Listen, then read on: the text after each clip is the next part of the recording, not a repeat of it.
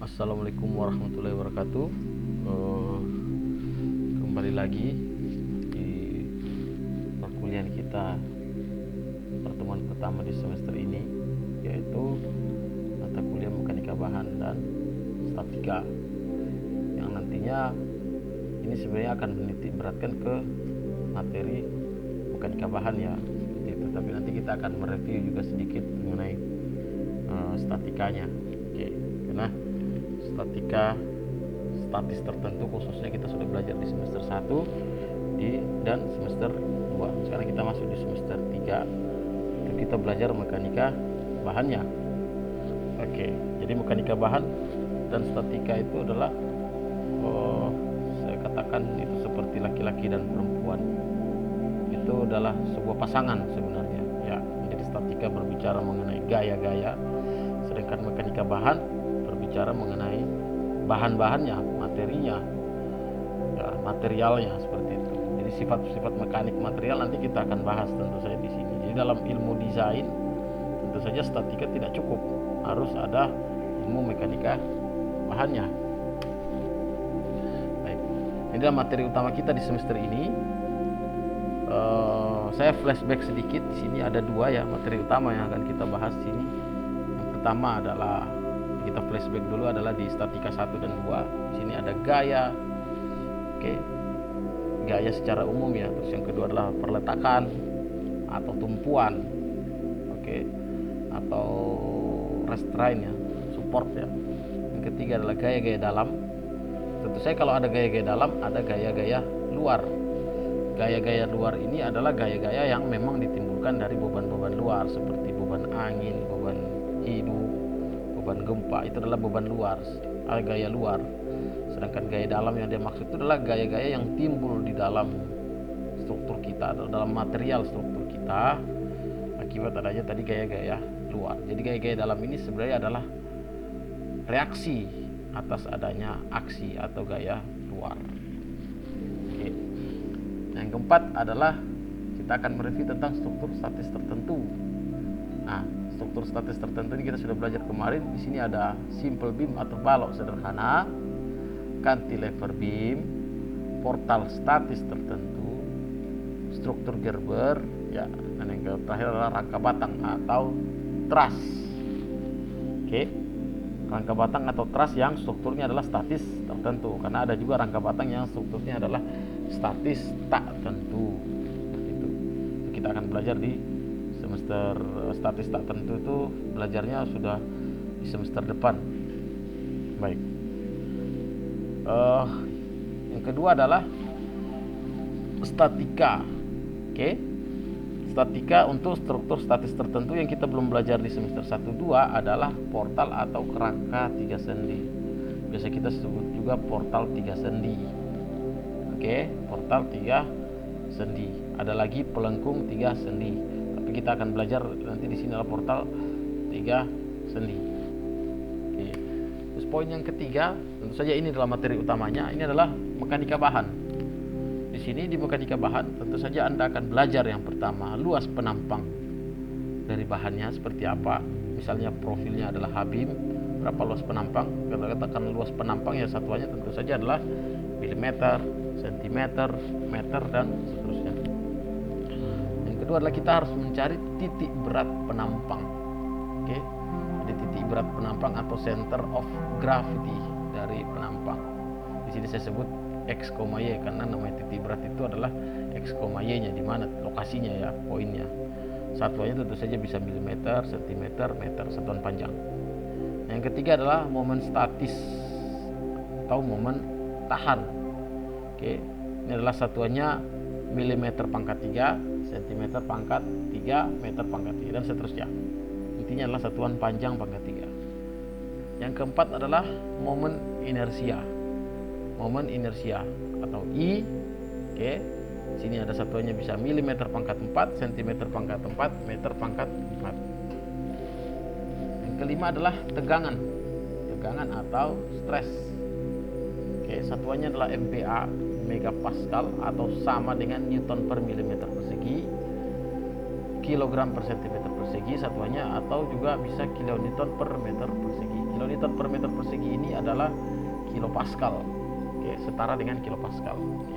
Tentu saja kalau kita bicara tegangan, tentu saja bisa tegangan normal, bisa tegangan geser, bisa tegangan lentur. Seperti itu. Oke. Yang keenam adalah regangan. Regangan itu tidak bersatuan karena secara matematis regangan itu adalah rasio perbandingan antara pertambahan atau perpendekan panjang dibagi dengan panjang mula. Dan yang ketujuh adalah modulus elastisitas penampang atau I. Ya, bisa satuannya MPa atau Newton per milimeter persegi. Satuannya bisa kilogram per sentimeter persegi atau kilonewton per meter persegi atau KPa ya, kilopascal. Ini saya akan flashback sedikit di sini. Posisi statika dan mekanika bahan kita di dalam kelompok bidang keahlian kita itu di mana kira-kira? Oke, kita bisa lihat di sini ada beberapa kelompok bidang keahlian dari civil engineering ya atau teknik sipil ya. Ada 1 2 3 4 5 6 7 ada 8 ya, ada 8 KBK. Baik. Di sini ada water resources, sumber daya air, ada urban planning, ada transportasi. Transportasi bisa bicara tentang perkerasan dari jalan ataupun dari manajemen lalu lintas. Sini ada struktur. Struktur ini adalah bicara mengenai statikanya tentu saja. Riset desain, perencanaan struktur ya. Gedung, bisa jembatan. Material tentu saja adalah materi ya, material dari konstruksi kita. Keempat adalah geoteknik. Oke, geoteknik itu adalah tanah. Jadi perencanaan pondasi dari dukung tanah ya, kita bicara dari sisi tahnanya atau geotekniknya. Terakhir adalah environmental itu lingkungan. Oke, dan di sini masih ada lagi satu construction atau kita bicara mengenai project management sebenarnya ini. Oke, atau manajemen project ya. Nah, tentu saja semua mata kuliah itu punya pengklasifikasian KBK. Nah, terkait dengan statika dan mekanika bahan, dia masuknya di struktural dan material. Oke, seperti itu. Jadi tentu saja teman-teman yang ingin berkecimpung lebih jauh tentang struktur, maka Anda harus wajib benar-benar memahami tentang pelajaran ini, statika dan mekanika bahan. Nah, sekarang apa itu statika? Oke. Statika dari kata statis atau diam. Oke. Jadi statika itu adalah cabang ilmu mekanika, benda tegar atau benda kaku ya, yang mempelajari semua benda dalam keadaan diem seperti itu. Kalaupun dia bergerak, itu bergerak dengan kecepatan konstan. Oke. Nah, tentu saja statika yang kita kaitkan nanti adalah statika di ilmu teknik sipil. Gitu. Nah, dengan kata lain, statika itu adalah ilmu kesetimbangan benda diam atau bergerak dengan kecepatan konstan. Oke. Ini saya mereview saja karena kita sudah pernah membahas di semester 1 dan semester 2. Oke. Di teknik sipil, struktur benda dalam keadaan diam, kalaupun bergerak atau berdeformasi, itu relatif sangat-sangat kecil. Jadi deformasinya sangat-sangat kecil karena memang konstruksi kita itu konstruksi diam, atau kita sebut juga dengan istilah small displacement atau perpindahan kecil. Artinya kecil ini sangat kecil dibandingkan dengan konstruksinya secara umum ya. Jadi berapakah nilai yang sangat kecil itu? Displacement itu tidak mungkin lebih dari 30 cm. Jadi kisaran kecil-kecil saja, bisa 1 mili, 2 mili, 5 mili, 10 mili gitu. Relatif terhadap konstruksi. Nggak mungkin dia akan mengalami deformasi sampai 1 meter. Itu udah, kalau deformasi 1 meter itu berarti materialnya sudah sangat non-linear, jatuh-jatuhnya materialnya sudah. Oke. Nah, sedangkan apa itu mekanika bahan? Oke. Mekanika bahan atau mechanics of material adalah ilmu yang mempelajari karakteristik atau sifat material, elemen atau struktur berkaitan dengan kekuatan. Jadi di sini ada 3 poin utama berkaitan dengan kekuatan, ya, keamanan struktur atau kapasitas struktur kita, berkaitan dengan kekakuan, atau stiffness. Ini berkaitan dengan kenyamanan struktur kita. Stabilitas itu artinya konstruksi kita itu stabil apa tidak akibat adanya beban luar ya. Jadi saya katakan tadi beban luar itu apa? Ada beban mati, ada beban hidup, beban angin, gempa dan seterusnya. Itu adalah beban luar yang tidak bisa kita hindari, yang bekerja pada sistem struktur. Nah, mekanika bahan itu berkaitan dengan properti penampang material. Di sini ada luas penampang, satuannya bisa milimeter persegi, sentimeter persegi, dan meter persegi. Yang kedua adalah titik berat penampang. Ya, yang ketiga adalah modulus elastisitas penampang, dan yang keempat adalah momen statis atau momen tahan.